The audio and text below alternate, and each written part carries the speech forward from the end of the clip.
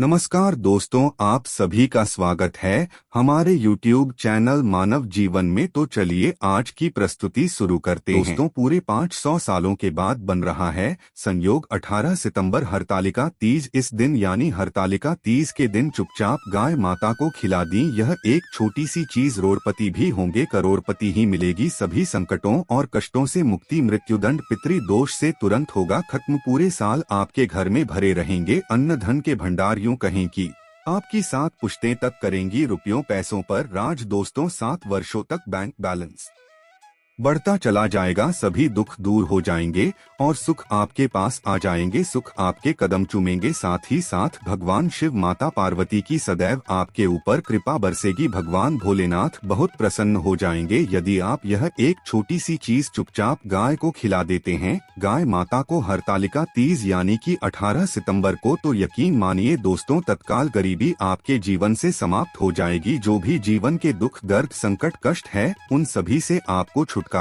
मिल जाएगा। ऐसा दुर्लभ संयोग है इस बार हरतालिका तीज के दिन, जो कि पूरे 500 वर्षों के बाद बन रहा है, जिसमें कि आपको 33 कोटि देवी देवताओं को धारण करने वाली गोमाता की तो कृपा प्राप्त होगी। गोमाता का आशीर्वाद तो आपको प्राप्त होगा। साथ ही साथ हरतालिका तीज भगवान भोलेनाथ, मां पार्वती, भगवान गणेश जी को समर्पित है। इनका भी आपके ऊपर आशीर्वाद बना रहेगा। समस्त मनोकामनाएं आपकी हाथों हाथ पूर्ण हो जाएंगी। आप धन से मालामाल हो जाओगे। जीवन के सभी दुख, दर्द, संकट, कष्ट दूर हो जाएंगे। यूं कहें कि इन गाय माता के उपायों को जो आप हरतालिका तीज के दिन करते हैं, इसका जो लाभ मिलेगा, जो फल मिलेगा दोस्तों, आने वाली 7 पीढ़ियों तक के लिए फायदेमंद है। 7 पीढ़ियों तक फायदा मिलेगा इन उपायों को करने से, जिन्हें यदि आप हरतालिका तीज 18 सितंबर को कर लेते हैं तो दोस्तों कौन कौन से उपाय हैं गाय माता से संबंधित जो कि आपको हरतालिका तीज के दिन करने हैं, इस वीडियो के माध्यम से वही बताएंगे। बहुत महत्वपूर्ण और लाभकारी वीडियो है, बिना काटे इस पूरी वीडियो देखना यदि आप चाहते हैं भगवान भोलेनाथ, मां पार्वती और भगवान गणेश और 33 कोटि देवी देवताओं को धारण करने वाली गो माता की कृपा आपको प्राप्त हो सके। तो दोस्तों पूरा वीडियो देखना, बिना काटे बिना स्क्रिप्ट किए हुए, आपको अवश्य ही लाभ मिलेगा। दोस्तों वीडियो शुरू करें उससे पहले तो आपसे रिक्वेस्ट करते हैं कि वीडियो को लाइक कर देना। सच्चे दिल से कमेंट्स बॉक्स में जय मां पार्वती, जय शिव शंभू, जय माता पार्वती, जय श्री भगवान गणेश अवश्य लिख देना, जिससे आपकी समस्त मनोकामनाएं पूर्ण हो जाएं। और ज्यादा से ज्यादा दोस्तों इस वीडियो को शेयर जरूर करना ताकि और लोगों का भी भला हो सके इस वीडियो के माध्यम से और लोग भी फायदा उठा सके। दोस्तों सबसे पहले तो आपको बता दें कि भाद्रपद मास की शुक्ल पक्ष की तृतीया तिथि को हरतालिका तीज का व्रत रखा जाता है। आपको बता दें कि इस बार जो है बहुत ही दुर्लभ संयोग में है। इस दिन महिलाएं भगवान शिव, मां पार्वती की पूजा करती है। वे शुक्र, सुखी वैवाहिक जीवन और संतान की प्राप्ति के लिए प्रार्थना करती है। हरतालिका तीज मुख्य रूप से राजस्थान, मध्य प्रदेश, उत्तर प्रदेश, बिहार और झारखंड में मनाई जाती है। हरतालिका तीज को सबसे बड़ी तीज माना गया है। हरतालिका तीज इससे पहले हरियाली तीज और कजरी तीज मनाई जाती है। आपको बता दें हरतालिका तीज व्रत के पुण्य प्रभाव से अखंड सौभाग्य की प्राप्ति की मान्यता है। इस दिन सुहागिनी महिलाएं निर्जला और निहार व्रत रखकर पति की लंबी आयु के लिए व्रत रखती हैं और कहते हैं कि इस दिन व्रत को रखने से कुंवारी कन्या को भी मनचाहा वर मिल जाता है। आपको बता दें हरतालिका तीज के दिन भगवान श्री गणेश, भगवान शिव और माता पार्वती की पूजा की जाती है। जहाँ दोस्तों भगवान गणेश जी को तिलक करके दूर्वा अर्पित करें, भगवान शिव को फूल, बेलपत्र, शमी पत्र अर्पित करें और माता पार्वती को श्रृंगार का सामान अर्पित करें। तीनों देवी देवताओं को वस्त्र अर्पित करने के बाद हरतालिका व्रत जो है, इसके बीच की यह व्रत कथा आपको पढ़नी चाहिए और सुने। इसके बाद भगवान गणेश जी की आरती करें और भगवान शिव, माता पार्वती की आरती करने के बाद उन्हें भोग लगाएं और यथाशक्ति सामर्थ्य के अनुसार प्रसाद वितरण करें। आपकी मनोकामना हो जाएगी। और दोस्तों साथ के साथ इस दिन यानी हरतालिका तीज के दिन जो यदि संभव हो सके तो अन्न, धन, वस्त्र कुछ न कुछ दान जरूर करें। इतनी सुंदर असमर्थ के अनुसार ऐसा करने से भगवान शिव, माता पार्वती प्रसन्न होते हैं और भगवान गणेश जी प्रसन्न होकर समस्त मनोकामना हो जाती है और व्यक्ति के जीवन में कभी भी किसी प्रकार का कोई दुख दर्द संकट कष्ट नहीं रहती तो कुछ ना कुछ दान जरूर करें, कुछ भी बने आपसे। और दोस्तों, अब बात करें कि गाय माता से संबंधित कौन कौन से उपाय आपको इस दिन यानी हरतालिका तीज के दिन जरूर करनी चाहिए, जिससे भगवान गणेश, माँ पार्वती और भगवान शिव की कृपा प्राप्त हो। गो माता की कृपा सदैव बनी रही। तो दोस्तों ध्यान से सुन दोस्तों, सनातन परंपरा में गाय माता गंगा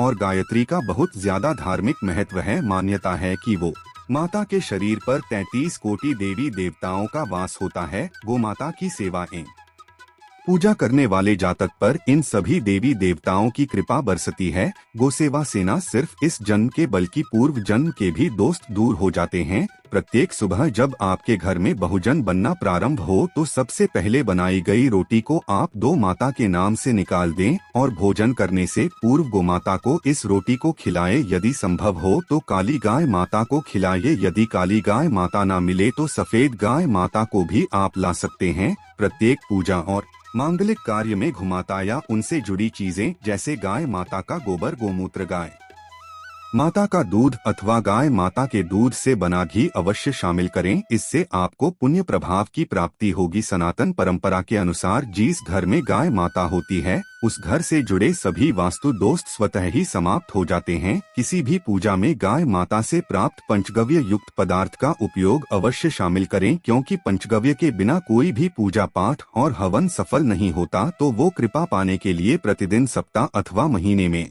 परिवार सहित एक बार वो साला जाने का नियम जरूर बनाएं और वहां गायों को हरा चारा जरूर खिलाएं। इससे आपको शुभ फलों की प्राप्ति होगी और साथ ही साथ गोसेवा और गोपूजा से 9 ग्रह समाप्त हो जाते हैं और इनसे जुड़े 200 का निदान हो जाता है। गर्मियों में घुमातों को पानी पिलाएं और सर्दी में गोमाता को गुड़ अवश्य खिलाएं। ये ध्यान रखें कि गर्मियों में गाय माता को गुड़ न खिलाएं। अनेक देवी देवताओं को अपने शरीर पर धारण करने वाली गोमाता से जुड़े कई शुभ और अशुभ संकेत भी होते हैं। मसलन गाय माता का दूध दुहते समय यदि गाय माता ठोकर मार दे और सारा दूध बिखर जाए तो अपशगुन होता है। यदि कोई यात्रा पर निकल रहा हो और गाय माता अपने बछड़े को दूध पिलाती सामने आ जाए तो निश्चित रूप से जिस यात्रा के लिए आप निकले हैं वे यात्रा आपके लिए अवश्य सफल होगी और वह काम जिसके लिए आप निकले हैं वे अवश्य ही वो होगा। यात्रा पर जाते समय बाईं ओर गाय माता की आवाज आना और रात्रि में गाय माता की हुंकार करना भी शुरू होता है। दोस्तों के साथ ही साथ गाय माता के साथ आप भूल कर भी ये काम ना करें, अन्यथा मिलता है घोर नरक और जीवन भर की परेशानियां। जब दोस्तों गाय माता को रास्ते पशु बनाए जाने और इन्हें मौलिक अधिकार दिए जाने की बात हो रही है तो सवाल उठता है कि गाय माता जब भारतीय संस्कृति का एक हिस्सा है तब भी गाय माता के साथ लोग खराब व्यवहार कैसे कर लेते हैं। गाय माता दर दर भटकती रहती है, भरपेट इन्हें चारा तक लोग नहीं देते। गाय माता जब तक दूध देती रहती है तो उनकी सेवा होती है और जैसे ही दूध देना बंद कर देती है तो लोग इन्हें उनकी किस्मत पर छोड़ देते हैं, सड़कों पर और गलियों में भटकने के लिए। ऐसे में गोवंशी जीवों को कोई डंडे से मारता है तो कोई उन पर पानी डाल देता है, कभी वाहनों से इन्हें ठोकर लग जाती है तो कभी बीमार होकर बेचारी एक गाय माता दम तोड़ देती है। ऐसे में जरूरत है इन बातों को जानने की कि गाय माता को लेकर शास्त्रों में क्या कहा गया है, गाय माता के साथ आपको कैसा व्यवहार करना चाहिए। या दोस्तों, गाय माता को कभी भी मारना पीटना नहीं चाहिए। शास्त्रों में गाय माता को माता का दर्जा दिया गया है। गाय माता को मारने पीटने वाला माता को मारने पीटने वाले के समान आपका भागी माना जाता है। ऐसे घरों को नरक लोक में वर्षों तक कष्ट भोगना पड़ता है, अगले जन्म पशु योनि में मिलता है। कथा है कि गौतम मुनि ने गलती से गाय माता को डंडा मार दिया था जिससे गाय माता की मृत्यु हो गई थी और इस पाप से मुक्ति के लिए इन्हें वर्षों तक तपस्या करनी पड़ी। भगवान श्री कृष्ण जी ने बे स्वरूप में आए वृतासुर का वध कर दिया था, जिससे मुक्ति के लिए श्री कृष्ण को संपूर्ण तीर्थों को एक कुंड में बुलाना पड़ा और इस कुंड में स्नान से वह पाप मुक्त हो गई थी। या दोस्त, उषा के साथ जो लोग पानी पी रही गाय माता को भगाते हैं वे घोर पापी के भागी बनकर नरक भोगते हैं, ऐसा पुराण में बताया गया है।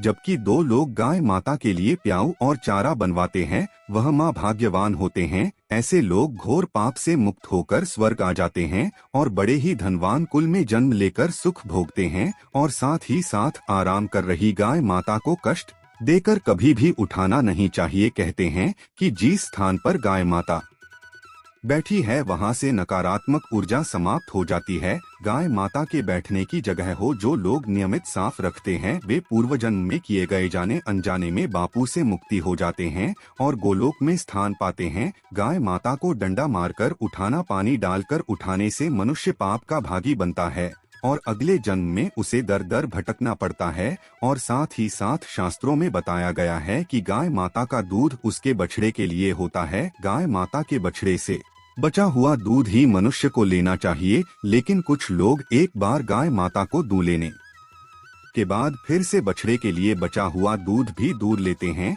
ऐसा करना घोर पाप कहा जाता है। ऐसे दूध को वो आने वाला और ग्रहण करने वाला दोनों ही पाप की भागी बन जाते हैं। दोस्तों, साथ ही साथ शास्त्रों में कहा गया है कि गोवंश यानी गाय माता और बैल की पीठ पर नहीं बैठना चाहिए। इनके पीठ पर बैठने से महापाप लगता है। ऐसे लोगों को नरक की यातना भुगतनी पड़ती है। एकमात्र महादेव के अंश के उत्पन्न नंदी ही गोवंशी है, जिस पर स्वयं महादेव और महादेवी सवारी करती है, क्योंकि नंदी ने स्वयं अपनी शिक्षा से महादेव की सवारी बनना स्वीकार किया था। और साथ ही साथ शास्त्रों में गाय माता के दान को बहुत ही महत्व दिया गया है, लेकिन ऐसी गाय माता का दान कभी नहीं करना चाहिए जो बूढ़ी और बीमार हो। कठोपनिषद में नचिकेता की कथा भी इस संदर्भ में है कि जिस नचिकेता ने पिता द्वारा बूढ़ी गाय माता को दान करने पर आपत्ति जताई थी, दूध देने वाली और बछड़े सहित जो लोग गाय माता का दान करते हैं वह महान पुण्य को प्राप्त करके स्वर्ग में इस स्थान पाते हैं।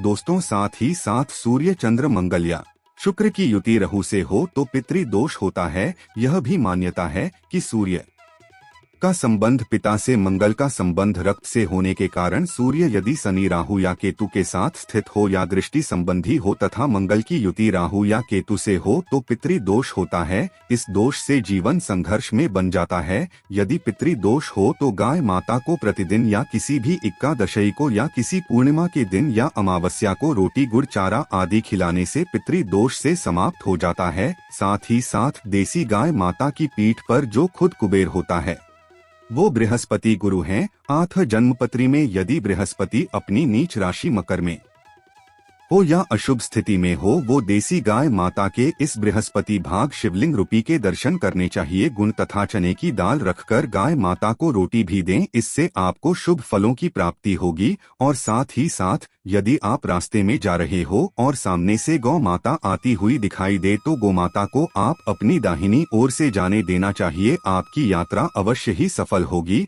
और साथ ही साथ यह संकेत भी जानने, यदि आप यात्रा पर जा रहे हैं और सामने आपके गाय माता बढ़ जाए अथवा अपने बछड़े को दूध पिलाती हुई सामने गाय माता दिखाई दिए जाए तो समझ जाना कि वह यात्रा आपके लिए अवश्य ही सफल होंगी। और साथ ही साथ जिस घर में गाय माता होती है उसमें वास्तु दोष स्वतः ही समाप्त हो जाता है। और साथ ही साथ आपको बता दें कि गाय माता को आप जो भी रोटी बनाए प्रतिदिन ताज़ी रोटी ही बनाए। गाय माता को अगर आपने रोटी बनाई है तो कोशिश करें कि उस रोटी को आप तुरंत ही गाय माता को दे दे। अगर आप उस रोटी को रख देंगे और उस रोटी को अगले दिन देंगे तो मैं रोटी बासी मानी जाएगी। गाय माता को कभी भी बासी रोटी ना दें, इससे घर में नकारात्मक ऊर्जा वास करती है और जो भी कार्य आपके बनने वाले होंगे वह कार्य भी आपके बिल्कुल भी नहीं बनेंगे। इससे आपके घर में हमेशा दर्द ऊर्जा का वास रहेगा और आप जिस भी कार्य को करेंगे उस कार्य में आपको हमेशा असफलता ही हाथ लगेंगी। इसलिए कोशिश करें गाय माता को रोजाना ताजी रोटी बनाकर खिलाएं और रोटी को बिल्कुल ना रखें। बासी रोटी गाय माता को ना दें और साथ ही साथ सड़ी गली चीजें गाय माता को नहीं खिलानी चाहिए। कि घर में कोई फल है, कोई सब्जी है, सो जाए तो लोग क्या करते हैं, गाय माता को खिला देते हैं। नहीं, ऐसा नहीं करना चाहिए। ऐसा करने से यदि आप गाय माता को खिलाते हैं तो और आप पाप की भागी बन जाते हैं। आप बिल्कुल भी सड़ी गली चीजें गाय माता को ना खिलाए और साथ ही साथ आप आटे की 11 लोइयां बनाकर उनके ऊपर हल्दी लगाए। इसके बाद आप उन 11 को एक एक करके गाय माता को खिलाइए। प्रत्येक लोई को खिलाते समय गाय माता के सींगों पर आप हाथ फेरें, पीठ पर हाथ पे नहीं मस्तक पर हाथ फेरें। माता गाय माता की आप चरणों के स्पर्श करें। या दोस्तों, ऐसा करने से आपके समस्त कार्य बनने लगेंगे। जो दुख का समय चल रहा है वे भी समाप्त होगा। आपके जीवन में खुशी होगी। और एक बार आप 7 बार गाय माता की परिक्रमा भी कर लें तो आपके समस्त कार्य होंगे।